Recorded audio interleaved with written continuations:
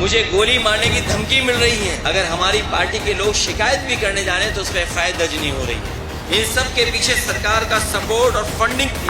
आज जब मैं अपनी पार्टी के दलित सांसद आजी सुमन जी के साथ खड़ा हूं तो याद होगा मुझे गोली मारने की धमकी मिल रही है। जैसे फूलन देवी जी को मारा जैसे वैसे तुम्हें मारेंगे। आखिरकार कौन है इनके पीछे? और अगर ये धमकी दी गई है, अगर वो पोस्ट वायरल हो रही है, सोशल मीडिया पे चल रही है, वैसे तो सरकार को खुद संज्ञान लेना चाहिए। लेकिन अगर हमारी पार्टी के लोग शिकायत भी करने जाने तो उस पर एफआईआर दर्ज नहीं हो रही है। बीजेपी के लोग कुछ भी लिख सकते हैं, उन पे एफआईआर नहीं होगी, कड़ी कार्रवाई नहीं होगी। और अगर एफआईआर हो भी जाएगी तो कार्रवाई नहीं होगी। करीबन 25-30 एफआईआर तो हम दिखा चुके हैं। जो आदरणीय सुमन जी के घर पे हमला हुआ है, ये कोई अचानक वाला नहीं था। आदरणीय सुमन जी के घर पर जो हुआ है हमला, बहुत सोच समझ करके हमला हुआ है। बहुत सोच समझ करके तैयारी के साथ हमला किया गया है। ये कोई सुनने में आ रहा है, जो सुनने में आ रहा है, हो सकता है वो बात आप लोगों तक मुझसे पहले पहुंच गई हो।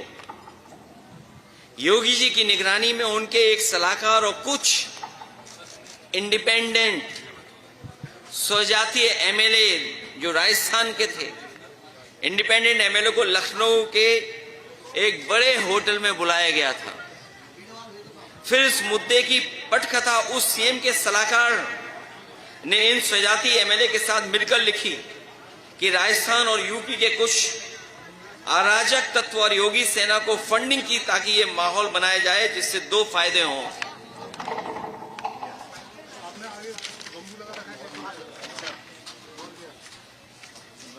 केंद्र की बीजेपी सरकार को यह बताया जाए कि राजपूत योगी के साथ है और योगी की सीएम कुर्सी बनी रहे। यूपी में पीडीए और आगरा में मुख्यतः जाटा मुस्लिम निषाद और कुशवाहा समाज में एक डर पैदा किया जाए और खासकर पीडीए समाज में एक डर पैदा किया जाए जिससे ये अपने हक की आवाज उठाना बंद कर दें। इन सब के पीछे सरकार का सपोर्ट और फंडिंग थी। किसने खाने का इंतजाम किया, किसने टेंट का इंतजाम किया, कौन कुर्सी का इंतजाम करा रहा था, कौन हॉस्टल में रुकवा रहा था, कौन होटल में रुकवा रहा था। इस सब के पीछे सरकार का सपोर्ट और फंडिंग है। कई एजेंसियां जो योगी जी के सेना की गाड़ी के काफले नफरत वाले रील्स और असलों की फोटो को वायरल करते हैं। आखिरकार ये वायरल कौन करता है, ये फोटो को, रील्स को? उसके पीछे कौन है, कौन फंडिंग कर रहा है? इन सब के तार कई जिलों से जुड़े हुए हैं जो मुख्यमंत्री जी के स्वजाती लोग हैं। ये जो तलवारें लहराई जा रही थी, ये भोले सीधे साधे लोगों का फायदा उठा रहा था कोई। मैं इस बात को इसलिए कह रहा हूं, जिसने मुझे मारने का कहा कि मैं गोली मार दूंगा, वो बहुत ही गरीब, भोला भाला, सीधा इंसान है। इसी तरह बहुत सारे भोले भाले लोग आए थे, उन्हें कठपुतली की तरह इस्तेमाल किया जा रहा था। उन्हें यह भी नहीं पता था कि उनके कठपुतली बनाने में किनकी उंगलियों में धागा है। लखनऊ वालों के हाथ में धागा था कि दिल्ली वालों के हाथ में धागा था। ये जो कुछ हम लोगों ने देखा, ये लखनऊ और दिल्ली का जो झगड़ा है बड़ा वाला, उसकी वजह से ये ताकत दिखाने का प्रदर्शन हुआ था। जो घटनाक्रम हुआ है, जिस बात को लेकर के यहाँ पर आगरा में तलवारें लहराई गई, बंदूकें भी लहराई गई, डंडे थे वो लहराए गए।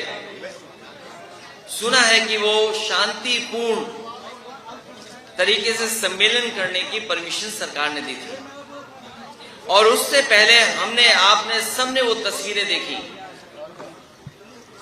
जहां पर बुलडोजर से चल करके कई थानों को क्रॉस कर करके लोग यहां आए थे, तोड़फोड़ से लेकर के हमला किया है यहां पर। उनका इरादा क्या था? उनका इरादा ये भी रहा होगा कि जान ले लें, क्योंकि जिस तरह के कथन, जिस तरह के वीडियो अब आ रहे हैं सामने, उसमें जो बोला जा रहा है, लोकतंत्र में, आजाद देश में इस तरह की भाषा और व्यवहार किसी के साथ नहीं हुआ होगा जिस तरह का आपने व्यवहार और भाषा को देखा है।